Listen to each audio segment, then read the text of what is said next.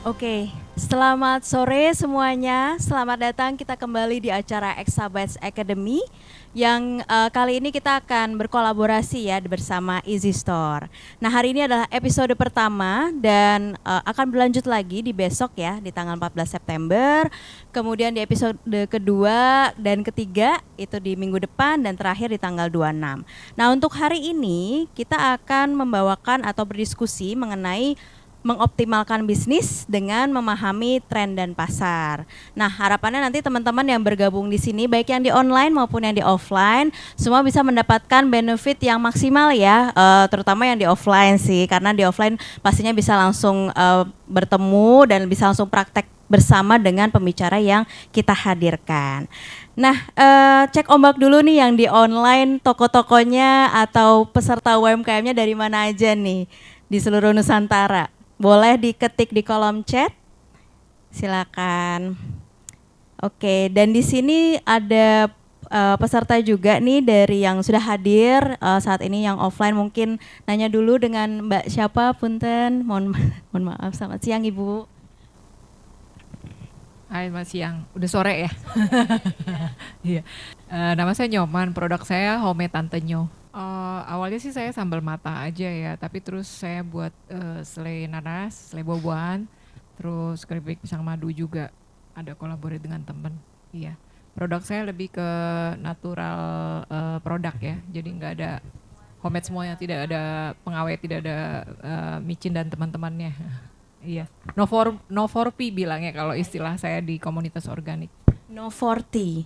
4P. Oh, 4P. Apa? No 4P. Iya. Jadi tidak ada pengawet, tidak ada pemanis buatan. 2P-nya lagi berarti tidak ada Pewarna. pewarna. Iya.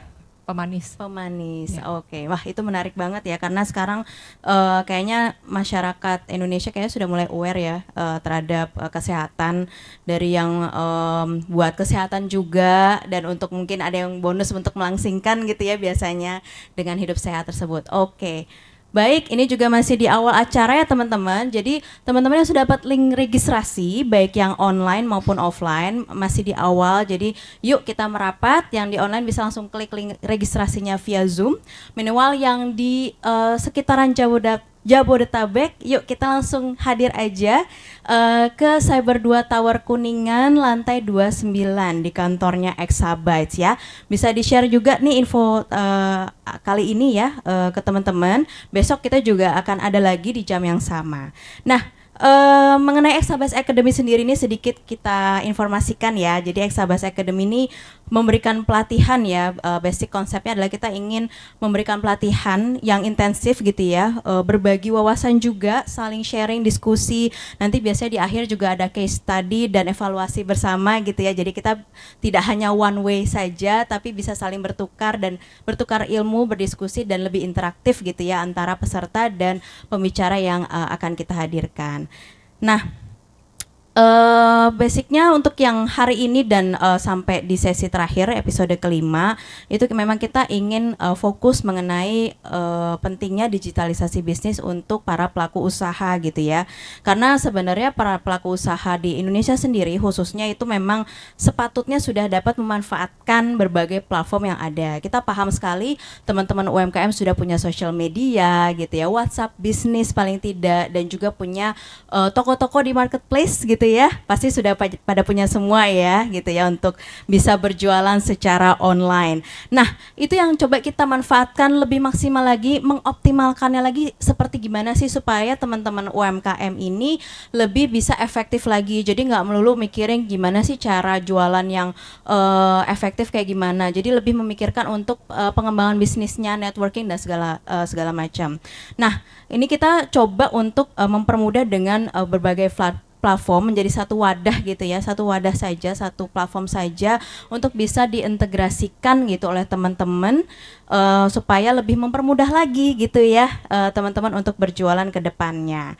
Nah nanti kita akan introduction sedikit mengenai Easy Store, which is yang platform yang akan kita coba jelaskan di sini. Dan nanti besok sebenarnya lebih ke demo dan prakteknya ya. Jadi harapannya hari ini setelah sesi siang hari ini teman-teman bisa langsung mulai buka akunnya di Exabytes gitu ya, di exabytes.co.id, buka akunnya, sign up gitu ya, kayak bikin akun di social media, supaya besok kita bisa langsung demo dan praktek nih cara bikin website toko online yang mudah banget. Kita yakin pasti bisa nih semua teman-teman yang hadir pada siang hari ini. Oke, mungkin segitu aja perkenalan dari kami. Semoga teman-teman bisa mendapatkan manfaat yang maksimal mengikuti sesi Exabytes Academy pada siang hari ini, dan lanjut besok gitu ya untuk demo dan prakteknya langsung. Serta masih ada sesi ketiga, 4, dan terakhir sesi kelima ya di penghujung bulan nanti. Dan nanti untuk keseluruhan materi nanti akan kita share tentunya, yang di Zoom juga akan mendapatkan video recordingnya, dan tentunya nanti sertifikat ya untuk semua peserta yang melengkapi sesi sampai sesi kelima, dan terakhir pastinya voucher produk dari Easy Store yang insya Allah bisa bermanfaat buat teman-teman ke depannya ya, untuk bisa diutilize untuk berjualan nanti ke depannya. Oke, baik, tidak perlu berlama-lama lagi, mungkin kita akan hadirkan langsung pembicara pada siang hari ini, yaitu Bapak Indra Hartawan selaku Country Manager Exabytes Indonesia. Kepada Bapak Indra dipersilakan.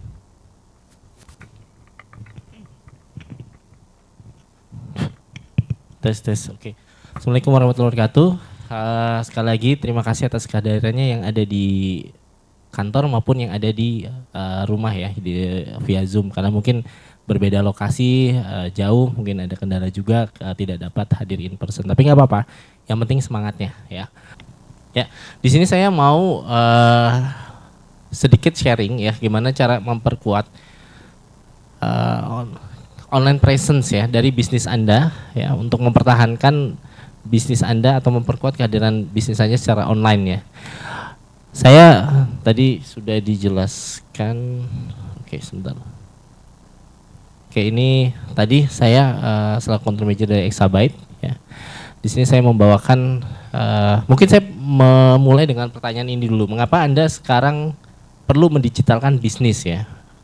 Kenapa penting sekarang untuk mendigitalkan bisnis? Mungkin ada yang di rumah ya, mungkin kasih tahu kalau misalnya sama sekali belum ada belum ada digitalisasi di bisnisnya, silahkan komen, mungkin share juga kenapa gitu, kenapa belum ada digitalisasi.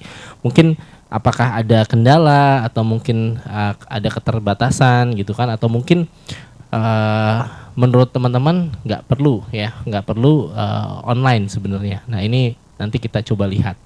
Yang perlu kita lihat di sini pertama, kita lihat Indonesia ya, karena kita hidup di negara kepulauan ya, yang notabene di sini ada 17.000 pulau.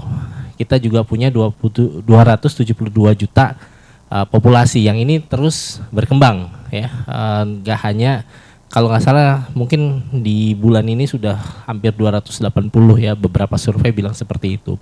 Cuman intinya kita negara kepulauan dan persebarannya cukup banyak gitu. Jadi kita ada banyak potensi yang tidak bisa kita raih secara maksimal kalau misalnya kita hanya mengandalkan offline. Jadi jangkauannya itu akan sangat terbatas karena offline itu. Nah, di sini juga kita bisa melihat ya, pengguna internet di 2022 terakhir ya, penetrasinya sudah 77%. Artinya 77% dari populasi Indonesia yang 280-an ya kalau sekarang itu sudah memiliki akses ke internet, baik itu mobile ataupun desktop ya, atau laptop seperti itu. Nah, di sini juga ada informasi di sini dari 77% pengguna internet tadi, 21%-nya mereka mengakses konten belanja online. Nah, ini yang perlu kita perhatikan bersama.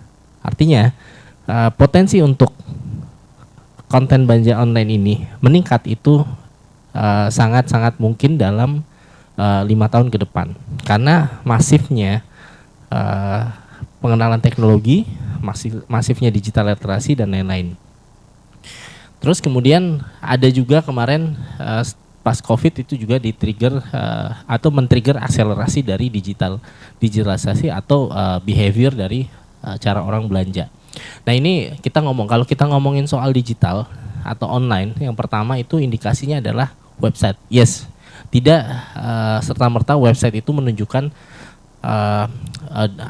bisnis itu berkembang di digital, enggak. Tapi pertumbuhan website merupakan salah satu indikasi kalau masih banyak orang yang melirik atau mencoba untuk mentransformasikan bisnisnya secara online. Ini di worldwide ya.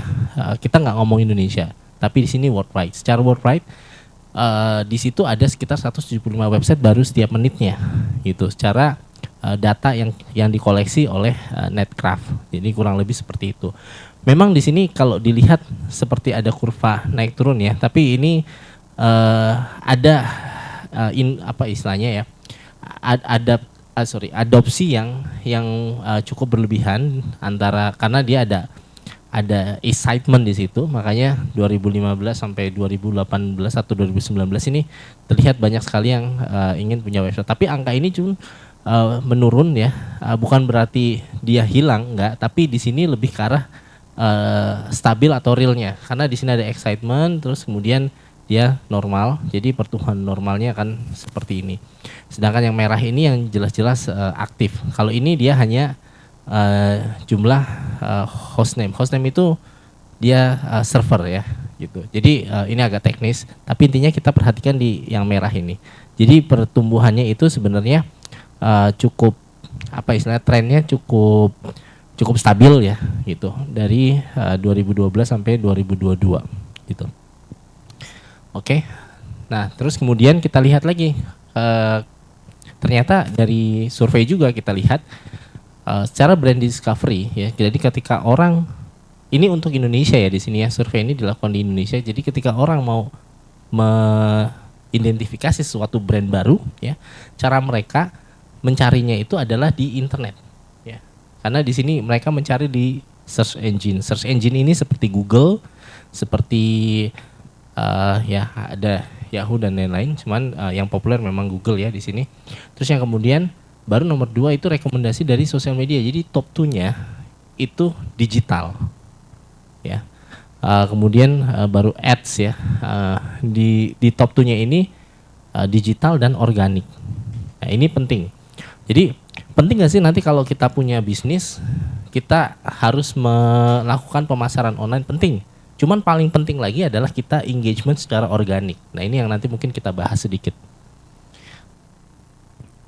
Lalu selanjutnya kita lihat nih, kalau dari segi pertumbuhan platform, karena sosial media ini kan merupakan indikasi ya, orang yang istilahnya pengguna internet secara langsung gitu ya. Jadi terutama dari Gen Z, millennials dan lain-lain, mereka tidak terlalu sekali mencari di di mesin pencarian, tapi mereka lebih percaya apa yang ada di sosial media. Nah ini itu apa yang influencer katakan, apa yang selebgram katakan. Nah ini memicu juga pertumbuhan yang cukup menarik di sosial media, di mana TikTok ya. TikTok, ada yang punya TikTok account? Ibu join TikTok juga? Belum aktif, tapi ada rencana. Ada rencana. Oke. Kalau Bu Lis, TikTok tahu Bu? Tidak aktif juga. Nah ini mungkin kendalanya adalah kita tidak tahu ya.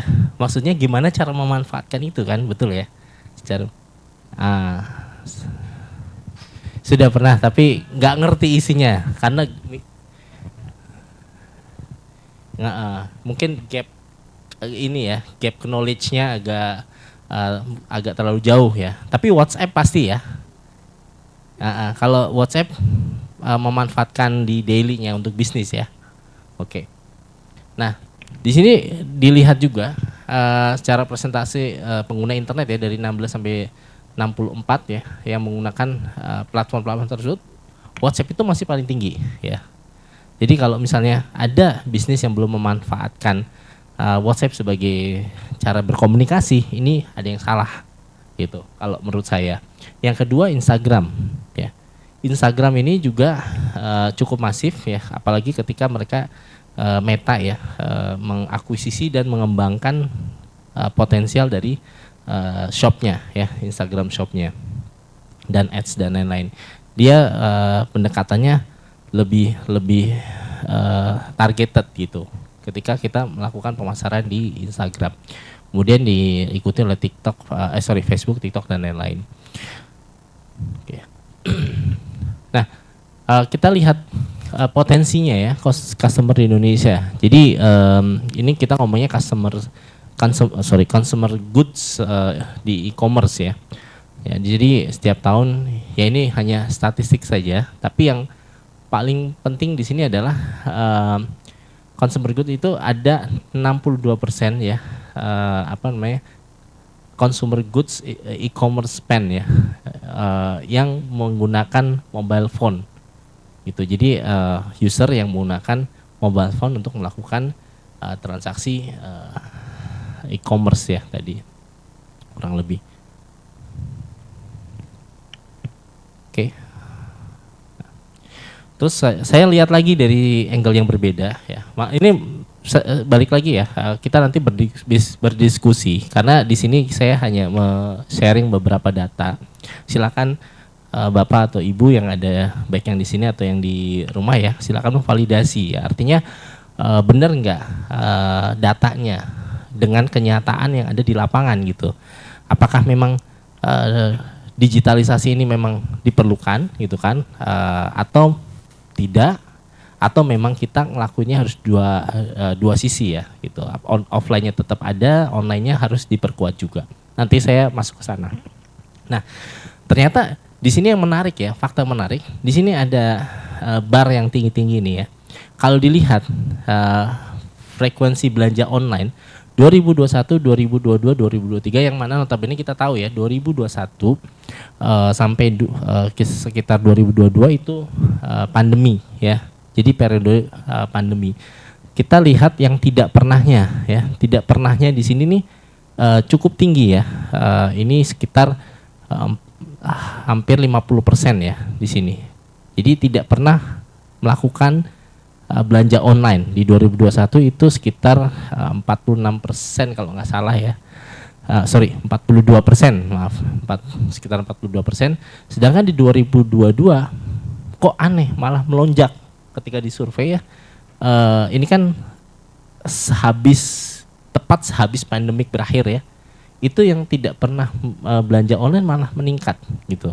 Nah ini fakta yang menarik. Karena apa? Karena orang bilang digitalisasi itu terakselerasi karena pandemi.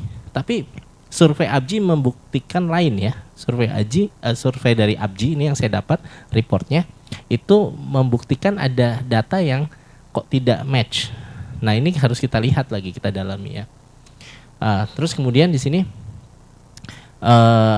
yang melakukan belanja online per bulannya ya lebih dari 5 sampai 10 kali itu memang kalau dilihat ada peningkatan di 2022 gitu. Jadi memang behaviornya gitu. Jadi orang ternyata ada orang yang memang dia tidak pernah atau tidak mau atau menolak belanja online karena ada satu hal gitu. Dan ini angkanya memang masih cukup tinggi. Nah ini juga kita harus lihat nih kondisinya karena data ABGI ini sampelnya tersebar di 37 sekarang ada berapa provinsi ya? Jadi di seluruh Indonesia 37 maaf. Ada 37 provinsi gitu. Jadi cukup banyak ya samplingnya. Nah, ini harus divalidasi lagi lokasi dari mereka yang tidak pernah belanja online itu di mana. Ya. Bisa jadi yang sekian persen ini yang tinggi ini tidak pernah karena mereka lokasinya berada di luar Jawa Bali misalnya. Nah, di mana sentuhan teknologi atau akses internet ini masih sangat-sangat terbatas. Tapi bisa dilihat di situ ada potensi gitu. Terus kemudian dilihat lagi nih pengeluaran rata-rata uang yang dikeluarkan gitu kan. Nah, kalau Bapak dan Ibu ini jualan barang, kalau berdasarkan data ya, Bapak dan Ibu mau jualan di online gitu kan. Kalau harganya itu kurang dari 500.000 gitu, potensinya sangat besar untuk dijual di internet karena menurut data 72% ya pembeli itu melakukan transaksi yang kurang dari 500.000 ya, artinya per check outnya ya, seperti itu. Tapi akan menjadi tantangan ketika berjualan dari harga 1 juta ke atas ya.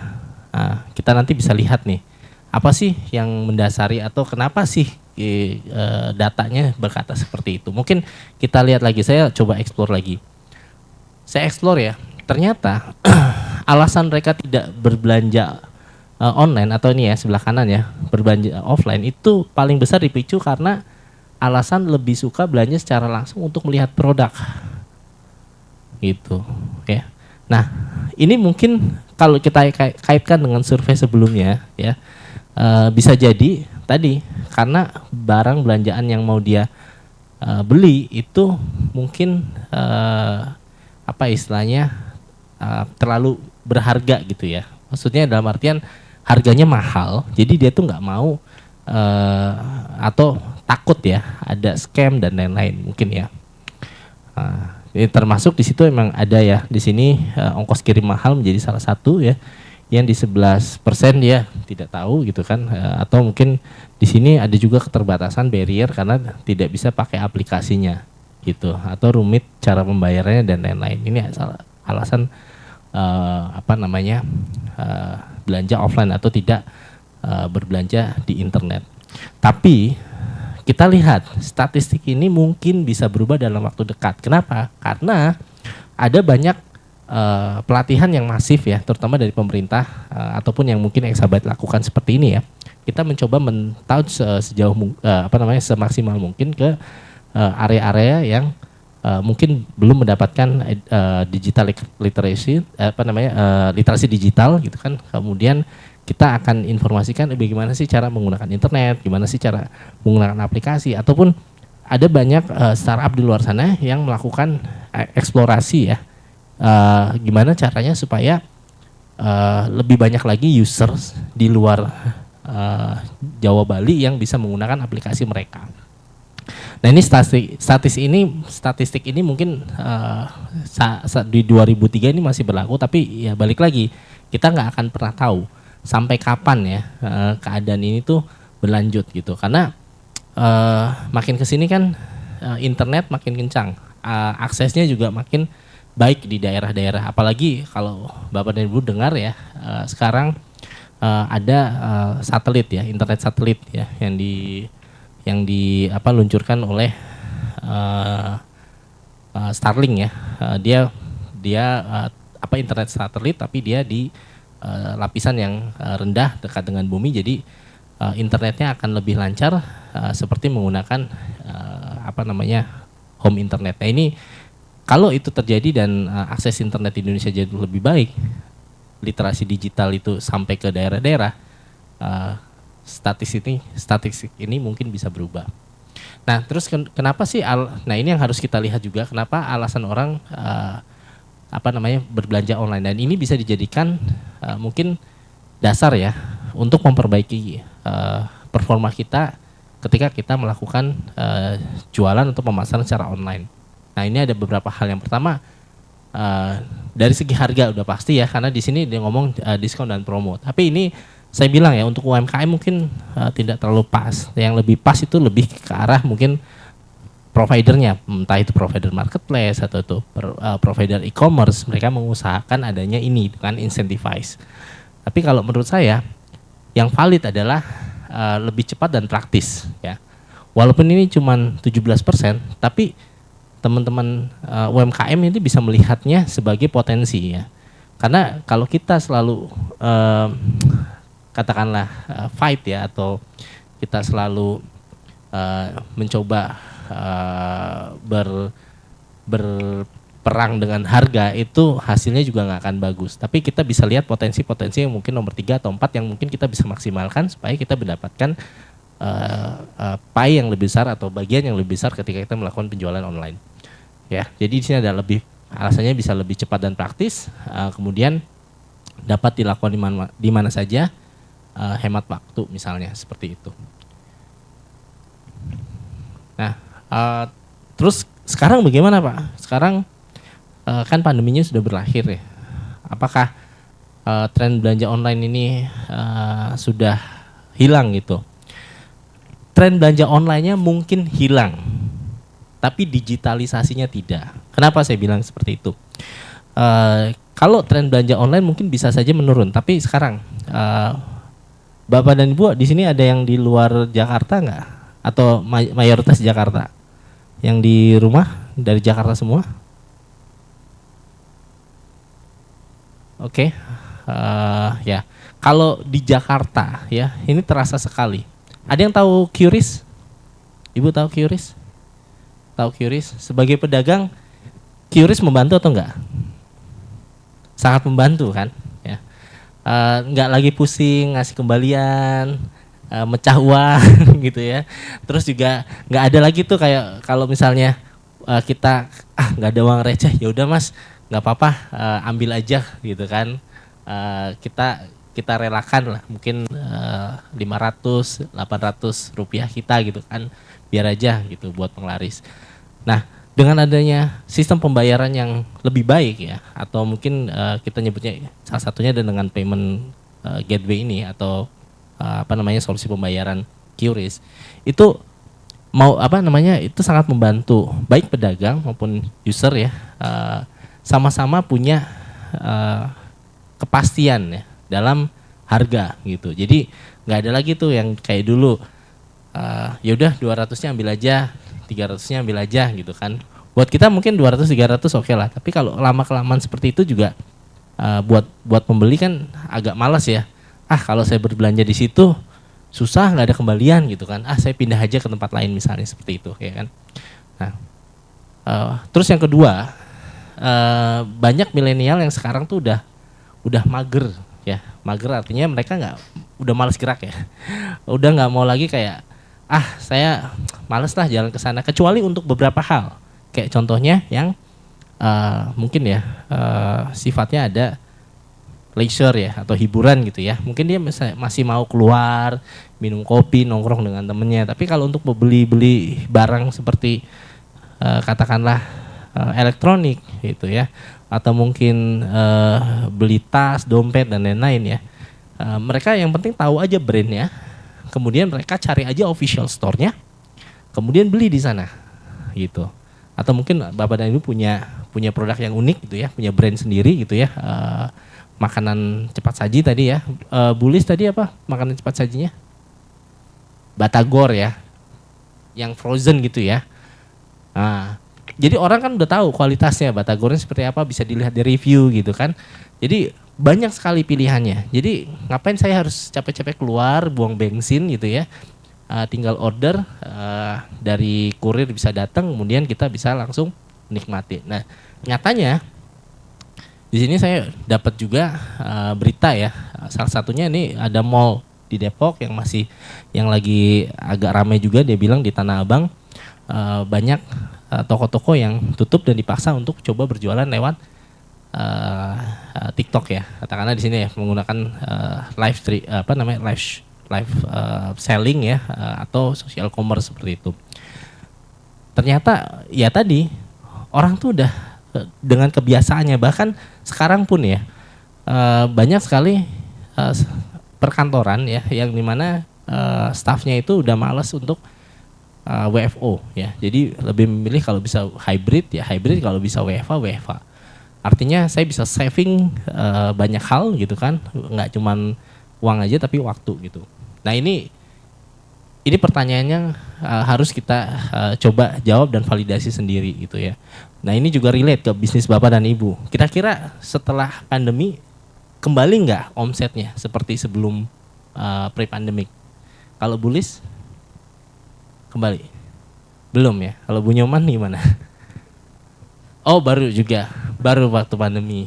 Tapi ketika pandemi sama sekarang udah mendingan ya. Berarti memang lebih banyak transaksi di offline atau lebih banyak di melalui online ya? WhatsApp ya. Oke. Siap.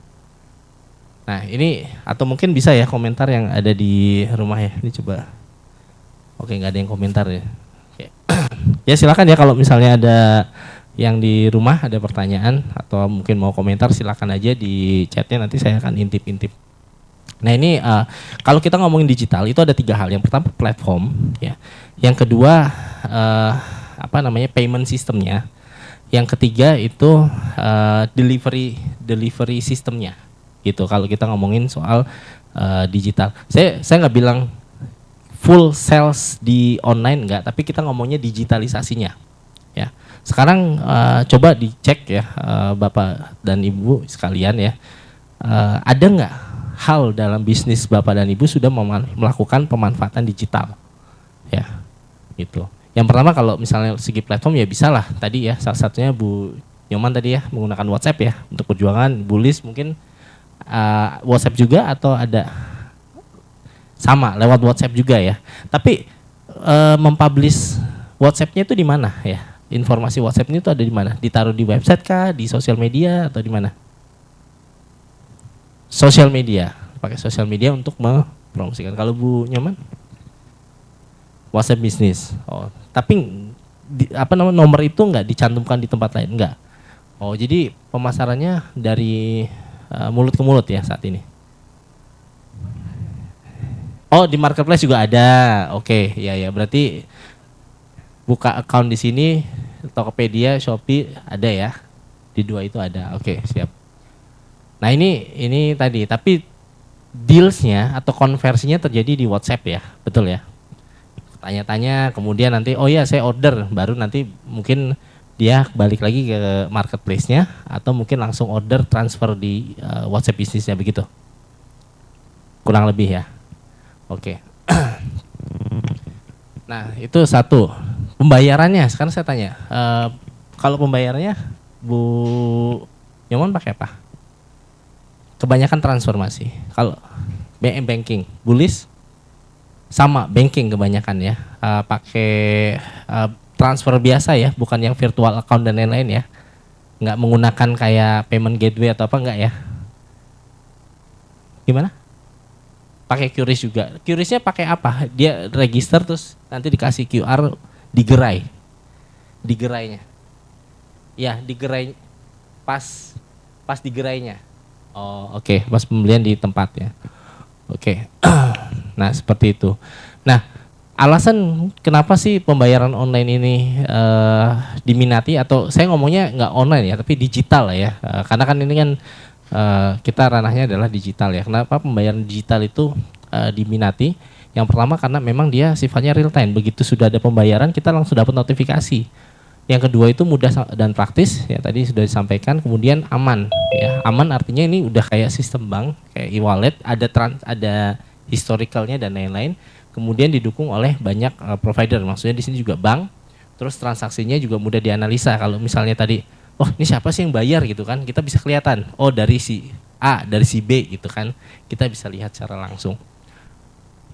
Nah, yang terakhir tuh delivery systemnya. Nah, delivery system juga kita lihat nih secara data ya. Kalau memang di 2021-2022 ini mengalami lonjakan ya dalam segi ini pertumbuhan pergudangan ya, jasa penunjang angkutan ya. Artinya karena tadi semakin banyak yang dideliver, semakin banyak barang yang dideliver secara online, maka pertumbuhan gudangnya itu makin banyak gitu. Jadi membuka banyak sekali tempat transit ya untuk tadi, dan sekarang makin cepat. Nah ini ada faktor-faktor yang faktor suksesnya ya untuk delivery system. Yang pertama biaya, sistem pelacakan, pengirimannya, kemudian jangkauannya. Nah ini yang terakhir, tapi jadi salah satu mungkin yang diminati karena apakah ada subsidi dari si provider kurirnya gitu. Nah, kita ngomongin online sama offline ini ya. Di sini ada kalau offline itu tentunya kita harus agak ribet. Kita harus mencari nih lokasi strategis, dan prosesnya ini kalau kita bikin bisnis offline itu kan agak ribet, dalam artian kita nggak bisa kayak oh pokoknya saya ada tempat di sana kemudian udah yang penting jadi. Kita pasti akan pertimbangin dulu lokasinya kan, apakah itu gampang ditemukan, akses ke lokasinya mudah gitu kan, apakah ramai di sekitarnya. Kan kita nggak mungkin kita berjualan, kita sewa ruko yang sekelilingnya sawah. Ini kan buat kita ya agak susah juga kan, kita nggak bisa dapat crowdnya dan lain-lain. Jadi banyak hal pertimbangan ketika kita mau bikin bisnis offline. Tapi kalau misalnya online, ya tadi yang mungkin kebanyakan dari UMKM kita nggak perlu modal apa-apa ya, kita bisa ngelakuinnya dari mana saja, tapi kita bisa menjangkau daerah mana saja gitu ya. Misalnya kita nggak harus punya kayak toko di Jakarta untuk menargetkan pelanggan yang ada di Jakarta. Cuman ya kita mungkin harus tadi ya pintar-pintar ngakalin supaya barang kita itu sampai ke Jakarta di pool dulu, kemudian mungkin diambil kurir dan lain-lain. Ya mungkin hanya dropshipnya aja gitu kan kalau kita di online. Tapi kalau misalnya kita ngomongin offline ya tadi kita harus benar-benar punya toko dan kita set up lumayan proper gitu ya. Nah terus di sini, nah ini yang saya mau omongin. Jadi dari data-data tadi yang saya sampaikan, ternyata kita harus tetap balance. Jadi kalau misalnya kita memang mau mulai dari awal sekali, jadi saya belum punya usaha apapun ya, saya merekomendasikan kita mulainya di sisi online-nya dulu. Tapi kalau kita sudah berjalan nih bisnisnya ya dan punya offline, nggak apa-apa, terusin aja. Tapi kita harus punya juga kehadirannya di sisi digitalnya gitu, di sisi online-nya gitu. Kalau gimana sih kalau yang sekarang masih offline ya, yang masih offline, terus gimana kita caranya untuk start ya untuk memiliki online presence atau kita masuk ke digital atau ke online-nya? Pertama ya kita bikin sosial media biasanya. Kenapa saya bilang sosial media? Karena tadi kita lihat faktanya WhatsApp itu nomor 1 untuk komunikasi, nomor 2 itu masih Instagram.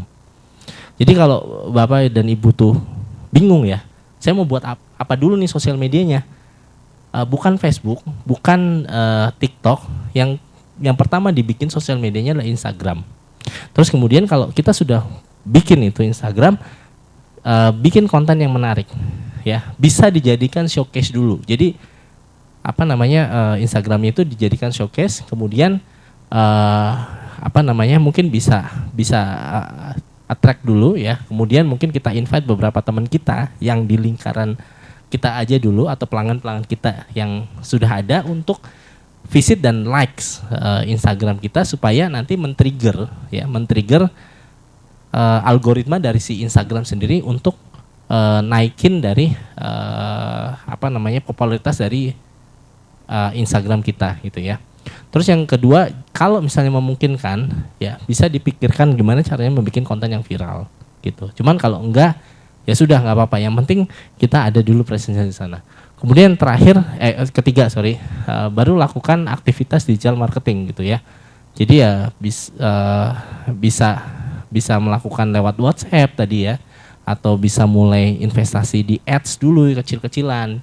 Ads-nya ini bisa jadi dari yang Instagram, bisa dari Google ya. Kalau saya merekomendasikan kalau Bapak dan Ibu jualannya makanan ya, sesuatu yang fisik ya, saya sarankan itu menggunakan Instagram Ads-nya ya, tidak menggunakan yang Google gitu ya. Ini dari Meta ya, bisa di Instagram, bisa di Facebook, sama aja. Tapi kalau misalnya produknya non fisik, nah ini lebih baik kita menggunakan Google untuk mentarget seperti itu. Terus kemudian, nah ini harus belajar sedikit ya mengenai email automation ya. Nanti bisa di explore bagaimana melakukan email. Nah, yang berikutnya kita melakukan integrasi ya. Maksudnya integrasi seperti apa? Jadi kita melihat ya di luar sana ada nggak sih tools ya atau software atau alat yang bisa membantu bisnis kita supaya digitalnya tuh bisa digunakan atau datanya tuh bisa digunakan untuk pertimbangan keputusan bisnis gitu. Kayak contohnya kita bisa nggak lihat customer kita tuh sebenarnya dari mana aja sih gitu. Terus kemudian kita bisa tracking juga behavior dari customer kita tuh seperti apa sih. Nah itu kalau misalnya ada, ya mungkin bisa dicoba gitu ya. Mungkin kalau ada trialnya dan apa itu mungkin bisa dicoba dulu. Terus kemudian ini user experience ya. Ya artinya user experience itu maksudnya seperti ini. Kita personalisasi. Jadi untuk membedakan bisnis kita dengan bisnis yang lain ya, kita bisa melakukan customisasi di tampilan misalnya, atau mungkin di cara kita menyapa. Ya sebenarnya sama sih kalau sama tradisional ya. Kalau misal kita lihat PT KAI ya, itu ya, kalau misalnya kereta api mau jalan kan biasanya staff-staffnya KAI itu pada berderet ya, terus mengucapkan selamat jalan seperti itu. Itu kan sebenarnya user experience. Nah kali dari Bapak dan Ibu bisa melakukan mengeksplor sendiri apa sih yang mungkin pelanggan Bapak dan Ibu sukai. Kita bisa tambahkan personalisasi itu, dan kalau itu memungkinkan personalisasi itu juga ditambahkan ke sisi digitalnya. Gitu. Nah ini yang berikutnya kita coba ya bahas sedikit, kupas sedikit gimana cara mentransformasi bisnis UKM ke digital. Oke. Nah ini untuk supaya bisnis scale up ya, ada beberapa hal, 4 hal penting. Yang pertama harus adaptasi. Kedua, bisnisnya harus digitalkan gitu kan. Karena apa? Ketika kita mendigitalkan sebenarnya tujuannya adalah cutting cost gitu. Ya. Terus yang ketika kita bisa cutting cost ya tentunya tadi ya, cost yang tadi sudah kita save itu bisa kita gunakan untuk mengembangkan bisnis kita ke area yang lainnya gitu. Terus yang ketiga adalah menerapkan strategi omnichannel. Nah ini omnichannel apa sih, nanti kita bahas ini. Terus yang terakhir bisa melakukan kolaborasi dan partnership. Nah kolaborasi dan partnership ini sifatnya adalah kita bisa bertukar ya, tidak bertukar secara cash tapi bertukar benefit gitu. Misalnya kita barteran. Oh kamu punya apa, saya punya ini, ya udah kita coba bundling misalnya. Gitu, itu satu hal. Atau mungkin dari segi bahan baku dan lain-lain. Nah ini bisa dikolaborasikan. Nggak apa-apa nanti mungkin saya punyanya barang ini gitu kan, coba dilihat, kamu bolehlah ngambil dari saya murah asalkan kamu harus katakan menginformasikan ke pelanggan kamu kalau kamu ngambilnya barang dari saya. Jadi saya juga dapat benefit berupa awareness gitu kan, atau mungkin branding saya akan naik gitu. Tapi dari sisi kita tanpa harus mengeluarkan uang untuk tadi pemasaran misalnya. Seperti itu. Misalnya contohnya seperti itu. Nah, itu tadi kenapa sih atau bagaimana cara untuk tadi ya scale up. Nah, yang pertama ini kalau bisnis kita masih manual semua, kita belum pernah ke digital sama sekali. Mulainya dari mana gitu kan. Nah, ini tadi kan kalau dari Bulis sama Bu Nyoman sudah ya mendigitalkan bisnis dengan menggunakan paymentnya tadi, QRIS ya kan. Itu sebenarnya udah langkah satu mendigitalkan. Karena tadi saya bilang ada 3 hal dalam digitalisasi. Yang pertama adalah platformnya digitalkan, kedua pembayarannya, ketiga delivery systemnya. Delivery systemnya kurir lah, gampangnya seperti itu. Nah kalau kita belum sama sekali, yang pertama kita lihat nih, evaluasi nih, ada hal lain lagi nggak yang bisa kita lakukan, kita evaluasi ya supaya proses bisnis ini lebih efisien ya, lebih cost efisien juga. Terus nanti kita bisa digitalkan yang mana, nanti kita harus melihat gitu. Terus yang berikutnya adalah kita harus mengembangkan strategi digitalnya. Nah, kalau memang tadi sudah menggunakan marketplace ya nggak apa-apa, marketplace-nya tetap jalan. Cuman permasalahannya adalah kalau kita ngomongin marketplace, kita susah untuk naikin brand kita ya. Karena apa? Karena ketika kita berjualan sebagai merchant di marketplace, ketika orang mencari barang ya di marketplace, kira-kira mereka akan inget nggak mereka belinya di merchant yang mana? Enggak kan? Yang misalnya kalau Bulis ke marketplace nyari apa, misalnya nyari HP gitu, yang dicari pasti HP-nya, kemudian apa yang kedua? HP mana ya? Siapa yang bisa jual dengan harga murah? Gitu. Bukan siapanya ya, tapi lebih ke barangnya yang dicari gitu. Nah makanya berjualan di marketplace oke ya, bagus untuk pemula. Tapi kalau kita mau sustain ya, atau katakanlah meningkatkan branding, kita nggak bisa hanya mengandalkan marketplace. Yang kita bisa lakukan adalah kita membuat website Kenapa? Ketika orang datang ke website kita, mereka tidak akan terdistract dengan informasi-informasi lain gitu. Jadi mereka akan fokus stay dengan informasi apa yang kita suguhkan di website kita tersebut. Nah, yang kedua adalah kita tetap harus menyiapkan tadi ya platform e-commerce-nya. Platform e-commerce ini bisa jadi ya tadi marketplace atau bisa jadi kita bikin platform e-commerce di website kita sendiri gitu.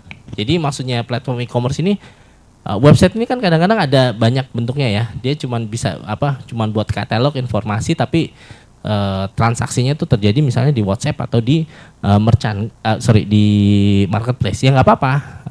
Cuman masalahnya kalau kita nggak punya platform e-commerce-nya ya tidak ada otomasi untuk customer yang kita harus 24 jam lah standby gitu kan nunggu orderan. Nah, makanya kita harus punya platform e-commerce-nya. Yang terakhir adalah tadi dalam mengembangkan strategi digital yang harus wajib ada itu adalah sosial media. Yang tadi saya bilang saya anjurkan kalau misalnya belum punya sosial media atau bingung yang mana dulu yang mau diaktifkan, yang harus diaktifkan adalah Instagram karena itu adalah sosial media yang paling aktif saat ini untuk Indonesia seperti itu. Apalagi khusus yang tadi ya ngomongin branding dan jualan. Terus yang berikutnya kita memanfaatkan layanan yang berbasis cloud. Tadi kalau misalnya accounting pakai apa? Kalau Bu Nyoman pakai software apa untuk accounting? Misalnya untuk pencatatan apps apa? Bookware. Sekarang apa? Labamu ya. Nah ini juga buat yang lain ya. Mungkin coba dicek sudah menggunakan aplikasi atau belum gitu. Karena pencatatan manual ya. Ini sering sekali pencatatan manual itu errornya tuh banyak ya biasanya gitu. Karena kita suka lagi mau nyata terus diajak ngomong gitu kan, tadi customernya bayar berapa ya gitu, seingetnya aja gitu kan. Tapi kalau pakai aplikasi begitu ada pembayaran cekrek gitu kan langsung ke send terkirim ya dengan aplikasinya. Nah, itu angkanya akan exact pada akhir pada saat tutup warung kita bisa merasakan manfaatnya ya, nggak ada tadi ya uang yang hilang dan lain-lain. Kalau Bulis pakai apa Bu? Yang sekarang aja.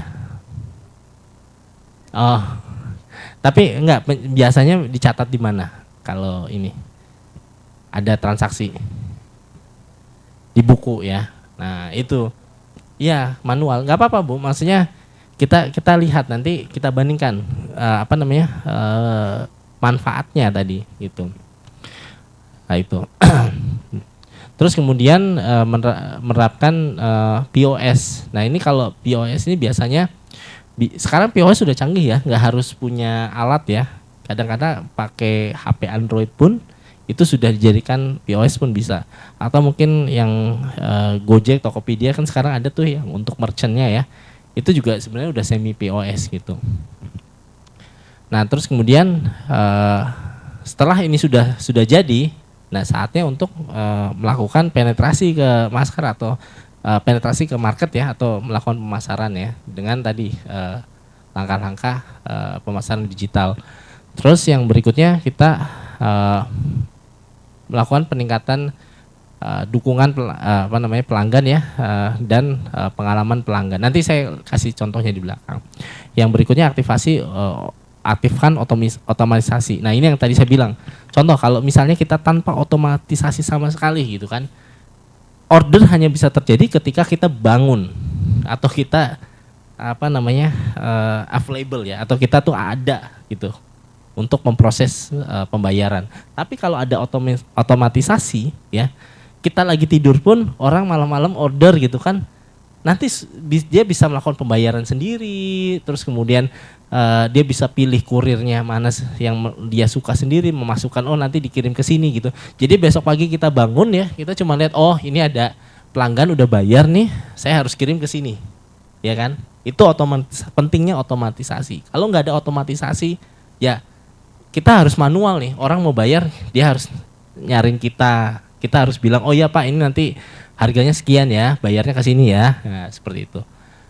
Terus yang berikutnya kalau kita udah ngomong digital, karena kan ngomongnya digital, kita harus juga paham ya soal cara mengamankan data ya.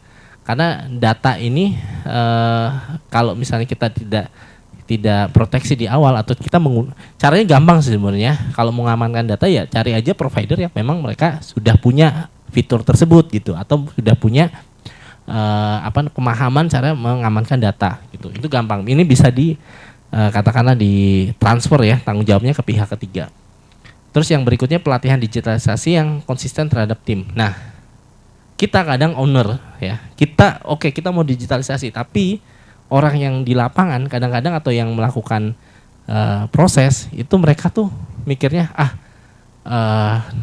ya udah gini-gini aja. Jadi nggak ada pemahaman yang baik tentang apa itu digitalisasi yang akhirnya tadi mungkin kita planningnya sudah ada tapi eksekusinya itu jauh gitu. Jadi ada yang harusnya itu terotomatisasi karena tadi timnya tidak paham jadi tetap diproses manual. Padahal kan kita maunya apapun yang datang order harus masukkan ke tadi misalnya tadi warung pintar atau apa tadi ya Labamu ya maaf ya ke Labamu gitu kan harus catat ke sana. Tapi karena tidak ada awareness tim malah dicatat lagi di buku gitu nggak dicatat di software. Nah seperti itu. Ini biasanya yang hal-hal yang harus dikonsistenkan. Yang terakhir ini pengawasan dan pengukuran ya. Jadi ya tadi kalau kita mau ambil saya mau bikin promo ya mikirnya jangan lihat sebelah atau apa enggak tapi lihat datanya. Contoh nih ada orang jualan makanan ya kemudian dia lihat berdasarkan data ya ketika lebaran yang order tuh meningkat 3 kali lipat gitu kan. Berarti apa? Pada saat itu pada periode itu kalau misalnya kita kehabisan bahan baku kira-kira bisa jualan atau enggak? Kira-kira bisa maksimal enggak untungnya? Ya, enggak bisa kan gitu. Jadi kita emang harus data driven. Kalau memang di periode tersebut ya banyak yang order, kita harus memastikan nih bahan baku kita tuh cukup untuk produksi seperti itu. Nah, itu yang namanya data driven tadi. Oke, ini bisnis online ini ada Bu Mariati ya bilang bisnis online harus rajin promosi ya. Kalau hanya reseller dan mengandalkan konten untuk promosi online, margin profit yang dihasilkan. Nah ini ya tergantung dari kita ngesetnya. Nanti saya ada hitungannya Bu nanti di belakang untuk ROI ya. Nah nanti saya bahas. Nah ini kita ngomongin pemasaran digital nih. Ya ini mungkin saya agak cepet aja ya karena saya yakin kebanyakan Bapak dan Ibu ini udah ada fundamental untuk digitalnya. Tapi saya hanya untuk reminder saja. Jadi ada 2 hal ya untuk digital dan tradisional marketing. Kalau tradisional itu medianya adalah TV, radio dan lain-lainnya yang bersifat konvensional. Kalau digital itu medianya adalah blog, sosial media, e-book, email, website, podcast dan lain-lain ya. Terus kemudian strateginya kalau misalnya tradisional ya marketing itu bisa menggunakan networking event, telemarketing, door to door sales, cold calling dan lain-lain. Sedangkan digital itu strateginya menggunakan SEO, SEM, pay per click, bisa menggunakan affiliate, influencer, email marketing, content marketing dan lain sebagainya. Nah terus kemudian untuk cost ya, traditional marketing itu costnya tuh lebih mahal ya. Kenapa? Contoh yang tradisional tuh sewa baliho lah ya. Sewa baliho itu nggak bisa kan saya sewa baliho nyalain cuman cuman 2 hari 3 hari nggak bisa. Biasanya tuh agak panjang, entah 2 bulan 3 bulan seperti itu. Dan pembayarannya juga tidak fleksibel tadi seperti saya bilang ada minimum termnya. Tapi kalau menggunakan digital marketing kita nge-boost ads aja hanya 1 hari pun bisa sebenarnya. Terus besoknya kita stop karena kita ngerasa nggak working ya, kita bisa ngelakuin itu. Terus kemudian untuk reach-nya ya atau jangkauannya kalau misalnya tradisional itu lokal biasanya kalau kita tadi newspaper ya di mana koran itu di deliver atau dibagikan ya atau bisa diakses ya hanya di area tertentu saja. Tapi kalau misalnya kita menggunakan digital marketing ini karena medianya adalah internet, nah ini bisa diakses dari mana saja jangkauannya. Kemudian resource-nya juga kalau misalnya traditional marketing itu benar-benar harus dipertimbangkan. Kenapa? Karena ketika kita investasi itu langsung besar ya. Jadinya kita butuh ahli nih. Jadi kita nggak mau kan nanti kalau kita melakukan pemasaran kemudian salah sasaran, uang yang dibakar ya katakanlah ya, atau kita habiskan untuk pemasaran tersebut sangat-sangat mahal, sangat-sangat tinggi gitu cost-nya. Sedangkan untuk digital marketing ini tidak perlu tim ahli, kita bisa experience try and error sendiri. Kita tadi saya bilang karena sifatnya online dan bisa diukur ya, bisa dilihat hasilnya secara langsung, makanya kita sendiri bisa menentukan, oh saya coba nyalakan ads hari ini, kita lihat 1-2 hari, oh nggak jalan, oke kita ganti copywritingnya ya, atau tulisannya gitu, atau kita ganti gambarnya, kreatifnya dan lain-lain. Itu bisa kita lakukan sendiri. Flexibility, nah ini kalau yang tradisional tuh susah ya, kalau kita bilang oh saya mau ads di radio gitu kan, ya udah skripnya itu dikirim ke radio apa adanya, kita tinggal diputar doang gitu kan. Kalau misalnya mau diubah ya butuh waktu, butuh proses, harus buat lagi dan lain-lain. Tapi kalau misalnya digital marketing, nah ini dia biasanya sudah ada template-nya, apalagi sekarang ya untuk apa istilahnya beberapa platform pemasaran digital mereka sudah ada AI-nya biasanya, jadi tinggal diaktifkan aja AI-nya, tidak perlu lagi kita ngomongin pakai suara orang ya, kita bisa menggunakan AI untuk sebagai voice over ya untuk iklan kita misalnya seperti itu. Nah ini tadi dari perbandingan itu secara recap ya, manfaatnya adalah hemat biaya, target pemasarannya bisa dipersonalisasi, mudah diukur, jangkauan lebih luas, keterlibatan user ya, maksudnya keterlibatan audiens ya, engagement yang lebih baik, dapat beradaptasi dengan perubahan pasar ya. Apalagi sekarang platform-platform pemasaran digital itu sudah dilengkapi dengan teknologi AI. Jadi secara targeting dan lain-lain itu akan lebih make sense. Nah ini mungkin sedikit soal funnel digital marketing ya. Funnel digital marketing ya, ini kalau kita ngomongin pemasaran secara digital ya, kita ada 4 step di sini. Yang pertama kita harus attract dulu ya, kita harus cari attention orang dulu, kita harus dapatkan attention dari orang. Caranya adalah gimana kita bisa melakukan campaign atau kita melakukan aktivitas ya di sosial media, di blog, kita bikin event atau mungkin kita bayar pay per click gitu. Nah, matriksnya yang diukur adalah, jangan salah ya, kalau kita ngomong attract atau dalam fase istilahnya kita mau awareness ya ke orang gitu ya. Oh, kita punya brand baru loh. Matriks yang diukur jangan langsung penjualan ya, tapi matriks yang harus kita ukur adalah traffic yang datang ke website kita, traffic yang nge-like ya ke sosial media kita, yang nge-view kita gitu kan, itu berapa, itu yang harus diukur. Jadi ada 2, traffic sama engagement. Kalau kita di tahap awal, baru pertama kali jalan ya strategi pemasaran kita, yang harus kita lihat matriks itu. Nanti ketika ini udah dapat, oh saya udah punya sekian follower dan follower saya itu katakanlah 50%-nya setiap saya ngepost gitu ya, pasti dia berinteraksi gitu ya, baik itu view atau nge-like. Nah baru kita masukin ke tahap berikutnya, di mana kita mencoba untuk melakukan konversi gitu. Kita jadikan orang yang tadinya cuman nonton aja jadi beli produk kita gitu. Nah caranya gimana ya, kita bisa melakukan kita kasih tahu, oh kita jualan loh, jualannya di website, kita jualannya di marketplace, kita punya affiliates tadi ya, kita aktifkan affiliates influencer gitu kan, supaya nanti dia beli produk kita gitu. Atau mungkin tadi referral, kalau orang yang pertama kali sudah beli produk kita bisa kasih insentif ya, supaya mereka mau merekomendasikan ke orang lain supaya beli produk kita juga. Nanti kalau ada orang yang beli, kita bisa kasih komisi ya. Nah ketika kita sudah berada di tahap convert tadi ya, kita nyoba mencari conversion, baru matriknya berubah. Jangan lagi traffic, tapi yang kita lihat adalah sign up atau new sales atau ordernya masuk nggak gitu, seperti itu ya. Nah tahap selanjutnya adalah retain. Nah kalau orang sudah beli pertama kali sama kita ya, kita harus mempertahankan orang tersebut supaya melakukan repeated order gitu. Nah caranya mungkin kita kasih dia reward ya, ada loyalty program, ada kita upsell ke produk berikutnya. Kayak kemarin dia beli kopi, mungkin besoknya kita tawarin, oh mau kopi sama roti enggak gitu kan, seperti itu. Dan lain-lain. Nah nanti yang dihitung ya, atau matriks yang dilihat ya ketika sudah di tahap ini, kita ngelihatnya average revenue per user.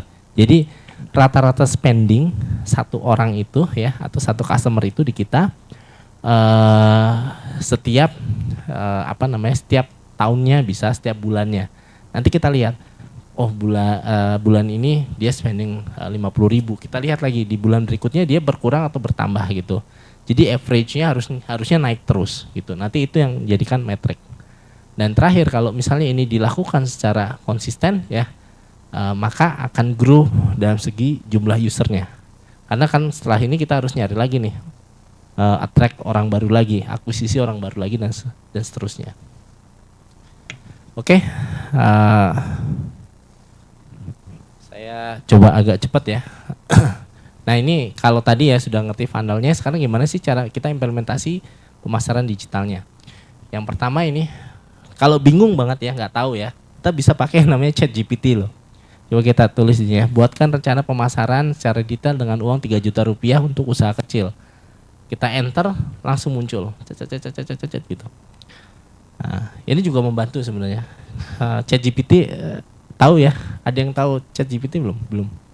ChatGPT ini AI, Bu. AI. Jadi kalau misalnya kita googling gitu, coba Mas operator bisa buka Open AI. Ya bingung apa ya? Betul. Ya betul, ini aksesnya. Ya terus misalnya lagi bingung apa Bu Nyoman? Mau bikin apa misalnya? Konten. Oh, mungkin pertanyaannya adalah bagaimana membuat supaya atau bagaimana membuat packaging yang menarik? Coba membuat packaging yang menarik. Ada audiens khusus, misalnya untuk milenial atau untuk nggak ada? Oh, untuk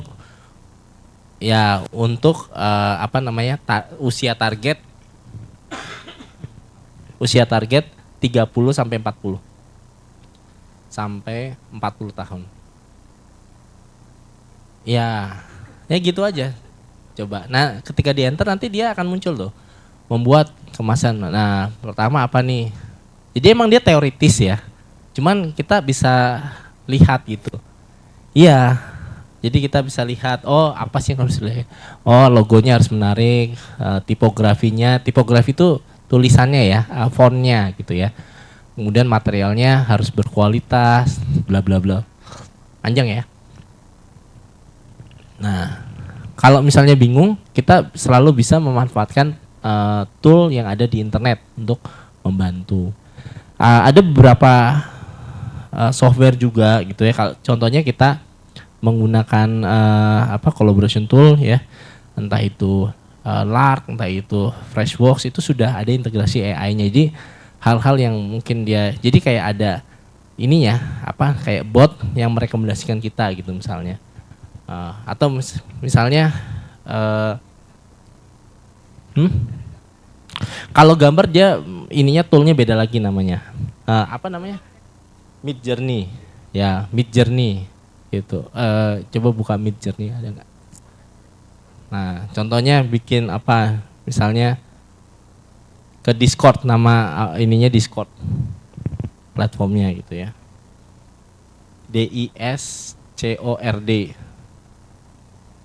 ya, DISCORD.com ya. Nanti di ini ya, pokoknya seperti itu. Nanti misalnya contoh misalnya image ya, terus misalnya mau bikin gambar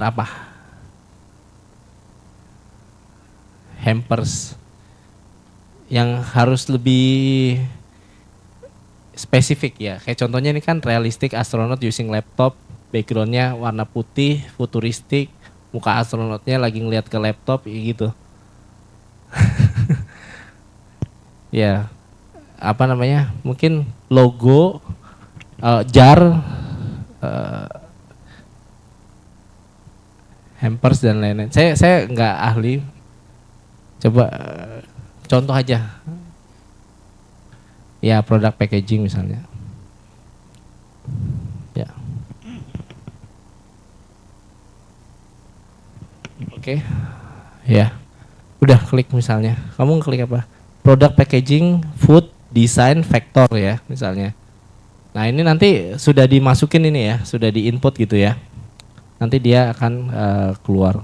Ya ini intermezzo aja ya. Jadi sebenarnya di luar sana, kenapa kita ngomong harus digitalisasi? Karena ada banyak tool yang bisa kita gunakan untuk memaksimalkan potensi dari bisnis kita gitu.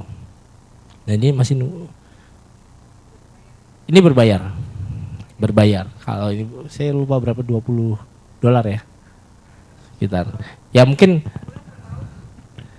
per bulan ya. Mid journey-nya. Kalau yang tadi ChatGPT free.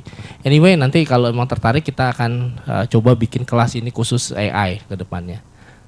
Kok lama ya ini nggak keluar? Masih processing ya? Oh, masih processing. Dia tergantung. Jadi kalau semakin detail, dia akan waiting to start ya. Belum mulai kayaknya. Belum ya? Udah start. Ini udah muncul nih. Nah, seperti ini dia akan dari tadi ya, apa yang kita tulis dia muncul jadi gambar seperti ini. Tapi again tadi ya, kan harus bener-bener detail. Ya, kita harus ya mungkin tambahin foto atau apa gitu. Betul. Makanya kita harus ngasih inputnya yang sedetail mungkin. Oke, kita balik lagi ke slide. Nah, ini contohnya seperti itu. Nanti mungkin kalau tertarik kita bikinkan kelas AI secara khusus. Oke, balik lagi ke slide saya tadi. Kita agak cepat.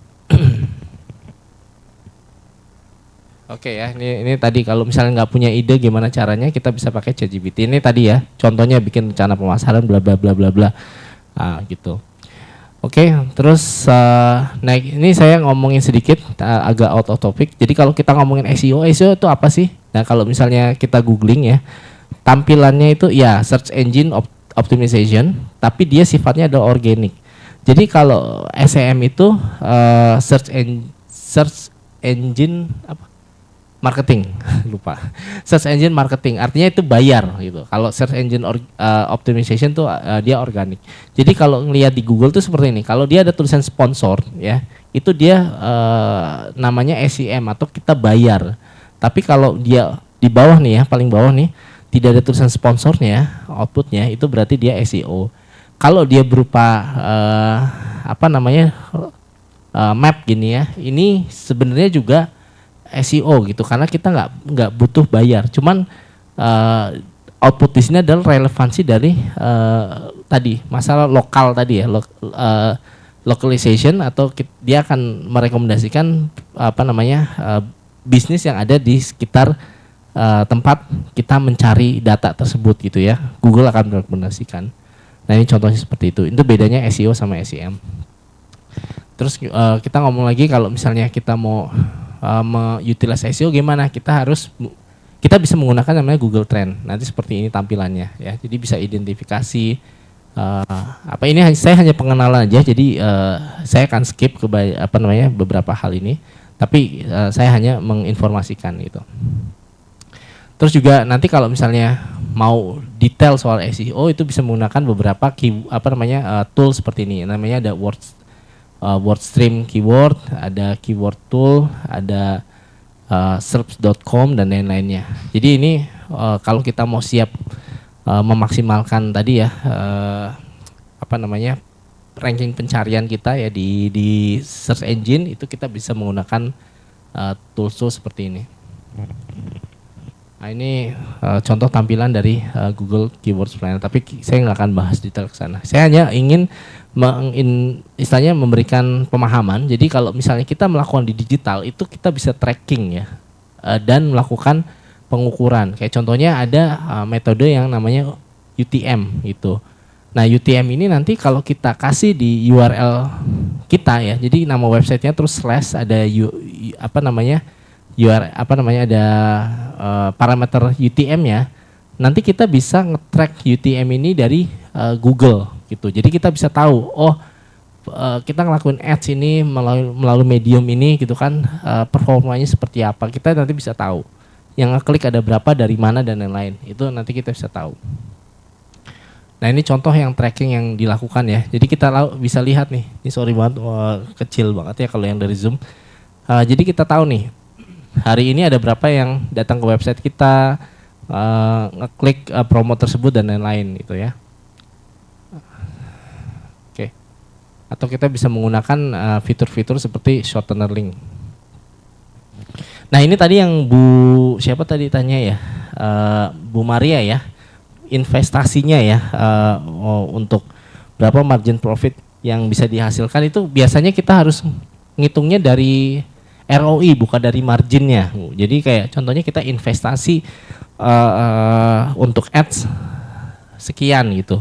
Nah, kita tahu ads-nya itu berjalan baik atau enggak, ya kita harus ngitung dari ROI-nya. Atau kalau misalnya kita nggak bisa kalau misalnya kita bisa nge-track detailnya, kita ngitungnya di ROAS-nya. Tapi kalau kita nggak bisa nge-track itu kita menggunakan rumus ROI seperti itu. Ya. Nah, ini contohnya nih. Contoh misalnya menghitung ROI seperti apa? Misalnya kita ada nih namanya si Citra menjual brownies harga 50.000 ya, rata-rata terjual 10 potong per hari selama 30 hari ya. Berarti ada berapa tuh? Ada 300 ya. Ya, dalam 30 hari. Terus bulan berikutnya dia coba investasi 2 juta untuk menjalankan iklan gitu kan. Nah, hasilnya ya penjualannya dari tadinya 10 potong ya. Ini salah nih, 10 buah sih. Jadi 12 potong ya per hari ya selama 30 hari. Jadi 12 kali 30. Jadi dengan ads tadi ya, yang biasanya dia dapat 10, dia dapat 12 potong per hari ya selama 30. Jadi 12 kali 30 seperti itu. Jadi berapa ininya ya, ROI-nya ya, cara ngitungnya seperti ini. Tadi revenue setelah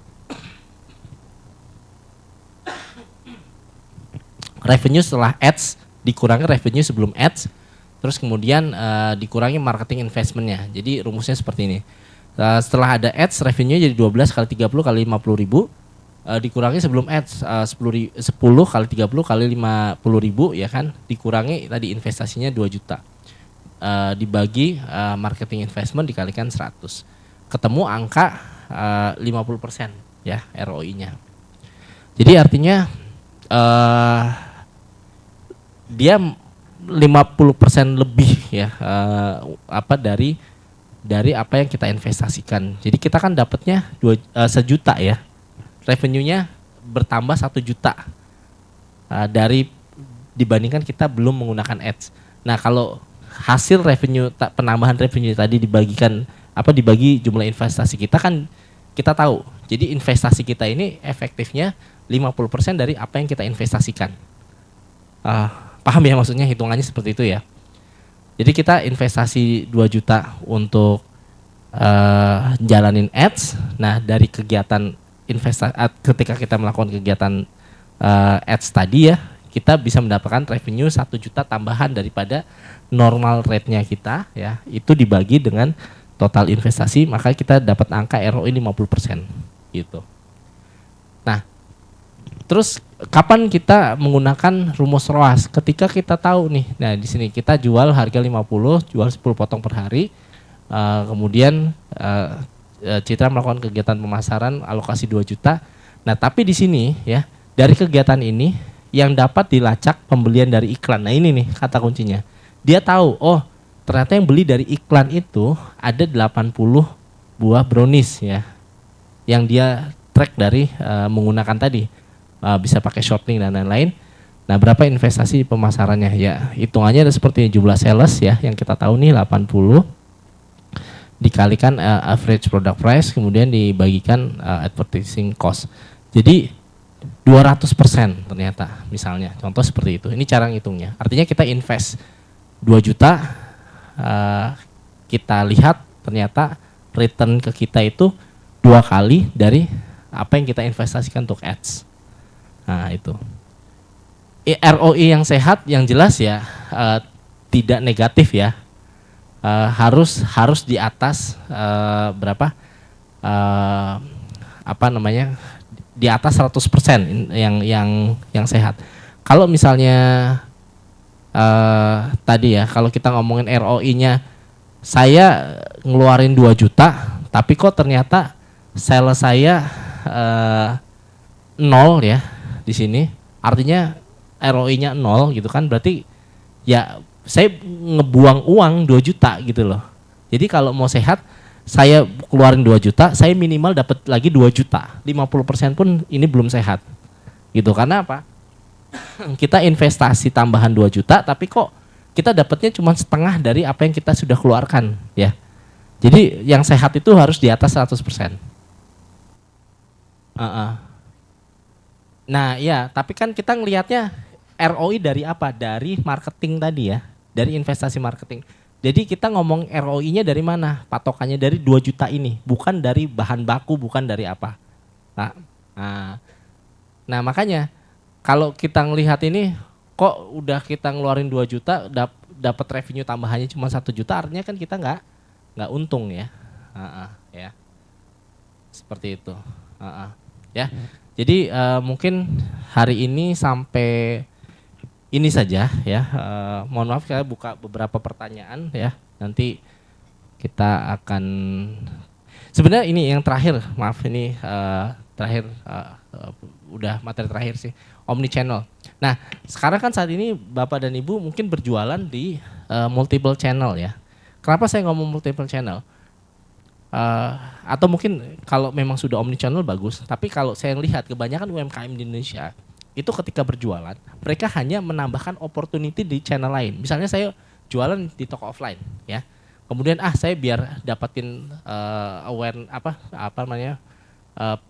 audiens baru gitu kan, saya jualan di marketplace gitu kan. Tapi kita tahu nggak orang yang beli di toko online kita ya atau di marketplace dengan yang beli di offline store kita itu orang yang sama atau bukan? Kita tahu nggak? Nggak bisa kan? Nah kalau misalnya kita belum tahu itu, artinya kita hanya berjualan menggunakan multi channel. Ya, kalau WhatsApp kita tahu orang itu, tapi kan kalau misalnya dia beli di tadi ya, di marketplace atau mungkin beli di channel affiliate lain dan kita nggak tahu kalau itu orang sama atau enggak. Kalau kita nggak punya kemampuan untuk tahu itu, artinya kita hanya menggunakan multi channel ya strateginya. Dimana multi channel ini product centric. Artinya pokoknya kita fokus jualan produk. Sedangkan kalau omni channel ini strateginya tuh ke customer centric. Artinya apa? Kita lihat customernya siapa? Dia kontak kita lewat sosial media, belinya lewat aplikasi. Dia tahu informasi tentang kita, detailnya ada di website, kemudian mungkin dia konversinya ada di shop. Tuh. Kalau kita sudah tahu ya customer ini touch pertamanya di sosial media, dia belinya di shop dan lain-lain, itu berarti kita sudah mengimplementasikan yang namanya omnichannel. Tapi kalau kita belum tahu, artinya kita baru sampai di multichannel. Nah, gimana kita cara mengalihkan dari multichannel ke omnichannel? Nah, kita harus pahami dulu siapa yang menggunakan strategi omnichannel. Contohnya yang menggunakan omnichannel tuh kopi kenangan gitu.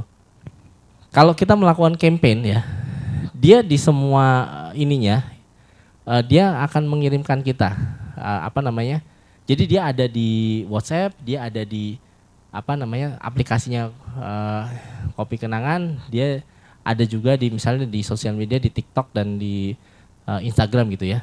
Tapi kalau kita beli di sini nih, saya beli nanti coba bisa silakan dipraktekkan ya. Saya beli di shopnya ya, terus kemudian udah selesai order, kita dapat message-nya lewat WhatsApp. Jadi dia tahu kita tuh siapa gitu. Itu omnichannel. Kalau ada promo apalagi kita kasih ke sini. Terus juga kalau dilihat ya, nanti di sini tuh ada loyalty program dan lain-lainnya itu terintegrasi atau terhubung ke sosial media dan merchant-merchant mereka yang lain, misalnya di e-commerce juga. Jadi ketika kita beli di Tokopedia ya, atau kita beli di aplikasi gitu ya, loyalty programnya itu akan terdeteksi secara langsung gitu loh. Paham nggak? Jadi dia tidak di platform yang terpisah, seolah-olah tidak terpisah di platform yang berbeda. Nah gitu. Jadi experience-nya tuh nyatu gitu. Nah hal ini tidak bisa kita lakukan kalau kita tidak punya platform yang tepat untuk melakukan omnichannel tadi. Nah makanya di Exabyte kita memperkenalkan yang namanya tadi Easy Store. Karena Easy Store itu tadi mungkin di besok ya saya akan kupas lebih detail soal omnichannel ini. Nanti kita coba praktekkan gimana caranya melihat ya. Oh ada orang belinya di Facebook, kita masuk ke sana gitu. Belinya di website tapi kita juga tahu dia beli di website, seperti itu. Nah ini mungkin kuisnya bisa di screen capture ya. Dari sini saya minta ada 3 hal. Coba dipikir ya, mungkin di rumah ya. Nanti bisa kita diskusikan besok kita sebelum mulai kelas ya. Rencana digitalisasi dari salah satu proses bisnis yang ada saat ini itu apa? Terus pertanyaannya mungkin proses bisnis apa yang mungkin untuk digitalisasikan di bisnis Bapak dan Ibu sekarang? Kendalanya apa yang ingin dicapai? Terus kemudian implementasinya omnichannel, apakah tertarik dengan omnichannel itu? Jadi kita ngomongnya contohnya di seperti yang Tokopedia lakukan, seperti yang Kopi Kenangan lakukan gitu ya. Terus kemudian tadi nomor 3 mungkin ada nggak misalnya saya mau sudah pernah atau mungkin akan ya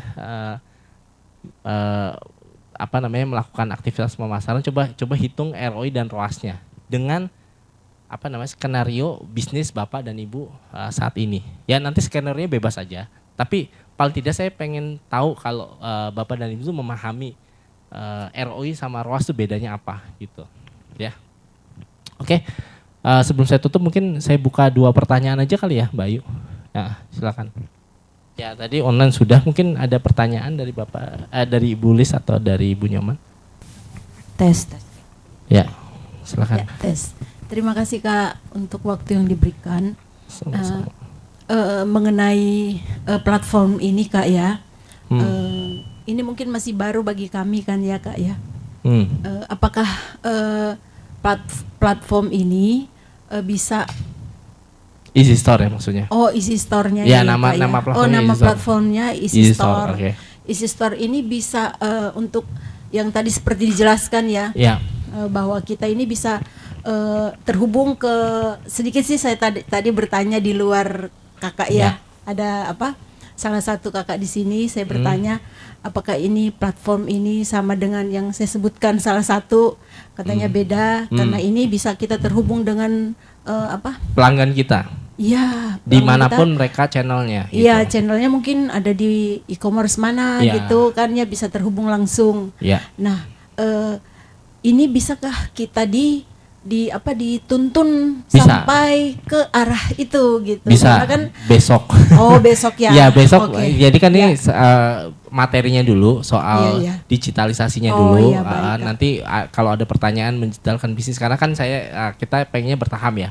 Pertama tuh dari tahu dulu gitu kan, digitalisasinya apa sih yang harus dilakukan. Terus mungkin ini saya share sedikit cara menghitung pemasaran ya, gimana cara ROI pemasaran gitu kan, supaya nanti kita tahu nih invest tuh jangan kayak udah invest nggak laku ya sudah gitu, tapi kita harus tahu nggak lakunya tuh berapa gitu, karena apa gitu ya, balik modal atau enggak gitu kan, jangan asal kita keluarin gitu kan, tapi karena nggak tahu impactnya ke bisnis kita apa gitu. Oh gitu, baik Kak, terima kasih.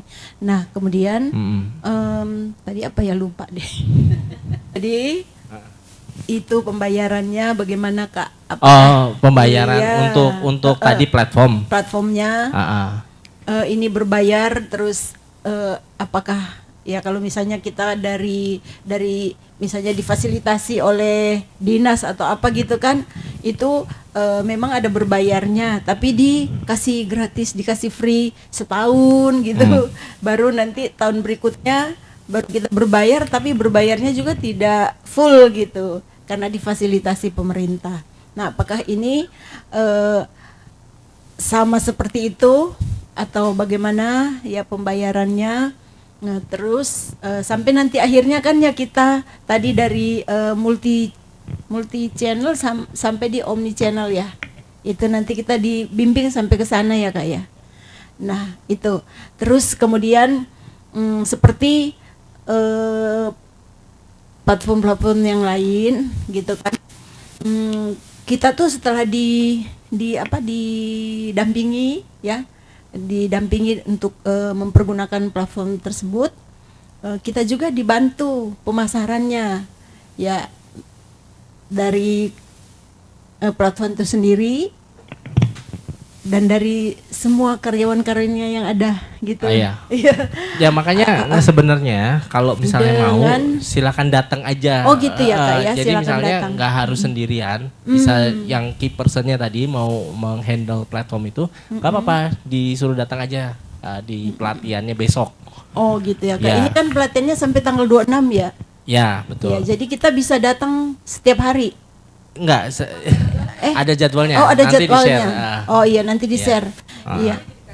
Iya, maksudnya kan katanya besok adalah Besok yang pelajarannya khusus untuk platformnya. Oh. Iya. Nah, itu yang datang harus diundang ataukah bisa lewat Nanti bisa Zoom? ngontak sama Bu Bu iya. Ayu ya. Oke, baik. Detailnya. Iya, karena kan kita mau pengen tahu semuanya Ya. ya kan sampai bisa mempergunakan platform ini dengan baik dan Betul dengan sekali. maksimal gitu Siap, Kak. siap, Iya. siap.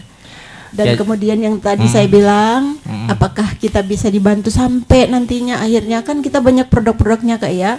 Produk kita kan bukan kenal saja sampai ke luar, tapi di intern sini di kantor ini bisa mengadakan mungkin ada event-event dan kita diikut sertakan di event itu tersebut gitu. Misalnya ada bazar ngadain apa gitu ya kan, atau gini ada roadshow kemana-mana gitu, kita tuh diajak juga ngikut roadshow-nya, kemudian kita tuh difasilitasi lah bisa membuka bazar, mini bazar seenggak-enggaknya gitu ya Kak ya. Itu aja Kak yang saya mau pertanyakan, terima kasih. Ya, Terima kasih, saya Bu jawab Lis. dulu ya satu-satu ya. Pertama tadi apakah produk ini bisa dikasihkan insentif? Ya, kita kasih khusus untuk yang ikut kelas ini. Jadi makanya saya agak menyayangkan kalau misalnya ada rekan-rekan di komunitas yang melewatkan acara ini ya. Jadi nanti kita akan incentivize 50% di awal gitu. Jadi tahun pertama. Karena harapan kita nanti ketika setelah pelatihan ya terus jadi mahir ya, ini akan berimbas kepada bisnis nanti. Jadi bisnisnya nanti akan bisa lebih efisien ya, artinya secara operasional. Terus juga dengan adanya omnichannel ini juga mengubah experience gitu loh dari pelanggannya tadi. Pelanggannya tadi ngerasa oh iya ya, saya pakai produknya Bu Lis aja lah. Kenapa? Karena kalau saya dapat diskon yang pasti nih, walaupun saya beli di marketplace, beli di website, saya tetap dapat diskon yang sama gitu kan, misalnya. Karena experience-nya akan sama gitu ya. Dan kita juga bisa memberikan affiliate ya. Jadi ada referralnya juga dan lain-lain itu ada di sana. Terus yang kedua adalah integrasi. Jadi kalau misalnya mereka di melakukan payment di marketplace ya biarin aja gitu. Jadi di Shopee itu kita sudah terhubung dengan Shopee Indonesia. Dia tetap bisa beli di sana, memanfaatkan teknologi pembayaran di sana, courier service di sana, tapi kita tetap bisa nge-tracking di dashboard kita. Jadi nggak perlu kayak yang beli di Shopee saya harus masuk ke Shopee baru kelihatan. Yang beli di Instagram saya harus masuk ke Instagram baru kelihatan. Enggak. Nanti cukup satu dashboard bisa kelihatan semuanya. Gitu. Jawab ya Bu ya. Ya, nanti besok kita ngomong lebih detail. Oke, itu aja. Gitu. Oke, saya lanjutkan lagi tadi jawabannya. Jadi sebenarnya dari Eksaba sendiri memang kita sering banget Ibu bikin webinar atau event seperti ini. Kalau yang khusus September ini memang intensif gitu ya, karena coaching klinik setiap minggu kita adakan. Tapi kalau setiap bulannya kita juga punya konsepnya seperti ini, jadi bisa lewat Zoom atau offline juga. Dan topik yang dibahas setiap bulannya juga berbeda-beda. Kita pernah bahas soal SEO, pernah bahas soal social media seperti itu.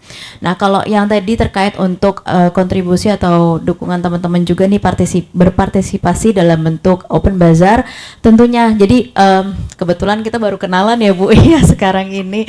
Sebenarnya pas baru Agustus kemarin kita gelar yang namanya SME Digital Fest. Jadi itu skalanya lebih besar gitu ya acaranya. Jadi tidak di sini, kemarin kita pakai di Smesco.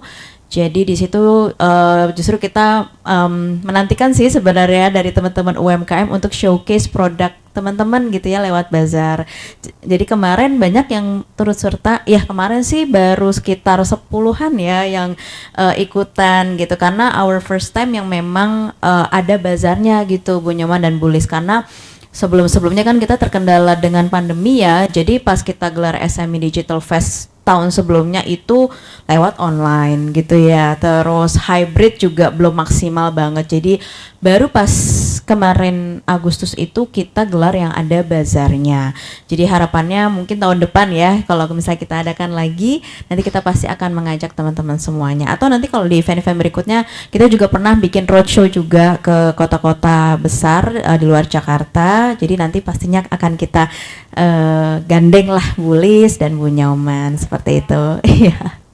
Siap-siap. Tentunya dari Exabar sendiri sih juga nggak bisa berjalan sendiri ya. Maksudnya kalau dari teman-teman UMKM juga turut serta ikutan, terus kayak ngikutin pelatihan ini juga serius gitu ya. Kita juga seneng gitu ya, karena apa yang kita berikan di sini ilmu, terus produk tadi ya, insentif yang dari Pak Indra sampaikan. Sebenarnya ini juga insentif 50% itu setelah mengikuti sesi. Justru pas sesi ini kita berikan gratis gitu. Jadi harapannya sampai sesi kelima teman-teman udah punya website sendiri, dan itu mudah banget. Aku juga kurang mahir ya sebenarnya untuk bikin toko sendiri, tapi pas kemarin cobain ternyata simple banget. Tinggal misalnya ada produk makanan misalnya ya, jualannya tinggal di-upload fotonya, dikasih caption atau details, kasih harganya gitu ya. Terus mau jualannya diintegrasikan gitu ya, dipadukan yang misalnya punya toko di let's say Lazada atau Instagram atau WhatsApp bisnis, bisa ditaruh semua di Easy Store itu. Jadi sebenarnya sih harapannya besok sih kita bisa langsung ngerasain kemudahan si Easy Store ini bareng-bareng seperti itu. Dari Ibu ada tambahan lagi pertanyaan? Iya, thank you Mbak Ayu ya. Aku tuh nggak ngeh deh, karena terlalu banyak kadang selama pandemi itu pelatihan, undangan online ya, mungkin sama ya, Bulis ya. Aku tuh nggak tahu kapan Exabytes ini udah ada gitu bahkan ya, dan servicesnya apa gitu. Mungkin tadi awalnya nggak ada perkenalan company ini bergerak bidang apa sih, maksudnya servisnya berapa lama, ini company lokal apa asing, maksudnya aman apa enggak datanya, simpen di mana ininya, domainnya seperti itu ya, hostingnya gimana gitu. Kebenaran sih memang saya rencana memang mau buat website. Sebenarnya ada dibuatin sama temen juga sih, rekomend dari hosting ini domain ini. Pas udah kadang ada ya beberapa yang udah berjalan, pas lihat aman nggak sih gitu, karena kan dibuka ya, apalagi kalau misalnya dibuatin pakai multi channel terus jadi omni channel kan, semuanya ngeling gitu kan, terus pembayaran gimana gitu kan. Karena juga tentang QRIS juga kan, saya juga mau ngomong tadi sama Mas Indra, mana sih orangnya udah pergi. Itu kan kalau QRIS bermasalah juga kan kita bergantung dengan sinyal juga ya. Nah itu masalah juga kadang kita kalau bazar apa gimana, ada temen gua rugi loh 100.000 ternyata uangnya nggak masuk gitu. Udah dikiris dia nunjukin aja sih katanya. Aku pikir oke, ternyata nggak tahu sinyal, nggak tahu gimana juga kan, kadang orang nggak merhatiin kan kayak gitu-gitu. Jadi banyak case yang gitu-gitu juga gitu loh. Jadi bahkan juga beberapa teman dan saudara saya juga yang nggak mau pakai yang pembayaran online gitu karena takut bocor atau gimana ya kayak gitu. Ya. Untuk teman-teman yang di Zoom nih, jadi kelupaan ada teman-teman di Zoom juga nih Bu Nyoman dan Bulis. Untuk teman-teman yang ada di Zoom, thank you so much udah bisa sudah bisa join berpartisipasi sampai akhir sesi pada siang hari ini. Nah, ini sekarang di screen sudah ditampilkan QR code gitu ya untuk bisa teman-teman scan ya.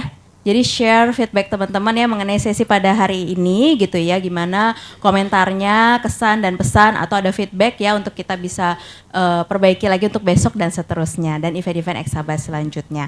Nah, jangan lupa besok ya, justru besok tuh agenda utamanya teman-teman untuk bisa demo dan praktek menggunakan Easy Store, bikin website yang dengan mudah ya kita bikin untuk toko online teman-teman semuanya. Jadi sebenarnya kalau teman-teman bisa berkenan hadir ya yang di area Jabodetabek gitu ya untuk bisa mampir ke kantor Exabytes, kita ada di Cyber 2 Tower Kuningan lantai 29. Gitu, di Cyber 2 Tower Kuningan lantai 29, langsung merapat aja besok jam 3 sampai jam 5 sore, dan disarankan untuk bawa laptop ya atau iPad mungkin ya teman-teman semuanya. Jadi besok kita bisa praktek bareng dan bisa dipandu oleh tim Exabytes yang ada di sini. Nah, untuk teman-teman yang di Zoom juga tidak usah khawatir, besok juga bisa join. Jadi kalau ada kendala selama demo dan praktek besok bisa langsung ketik di kolom chat tentunya. Seperti itu ya. Oke, nantikan terus ya info selanjutnya mengenai Exabytes dan event-event selanjutnya, dan kita ikuti untuk sesi berikutnya besok ya yang terdekat, dan nanti di minggu depan ada di tanggal 20, 21 dan 26 September. Jadi masih ada beberapa sesi lagi ya teman-teman, dilengkapi semuanya agar teman-teman bisa mendapatkan ilmu yang lengkap tentunya, yang bisa bermanfaat. Sertifikat ya nanti akan kita berikan sampai teman-teman selesai. Terus yang offline juga bisa networking, bisa berkenalan. Di sini juga udah kenalan sama Bu Nyoman juga ya untuk bisa nanti kolaborasi bazar gitu ya buat toko-toko teman-teman semuanya. Oke, jangan lupa dan dinyalakan notifikasi alarmnya ya untuk besok join dan untuk di event Exabytes berikutnya. Dari saya Ayu MC pamit undur diri. Mohon maaf jika ada salah-salah kata maupun perbuatan atau tindakan pada siang hari ini. Pamit undur diri. Terima kasih. Assalamualaikum warahmatullahi wabarakatuh. Selamat sore.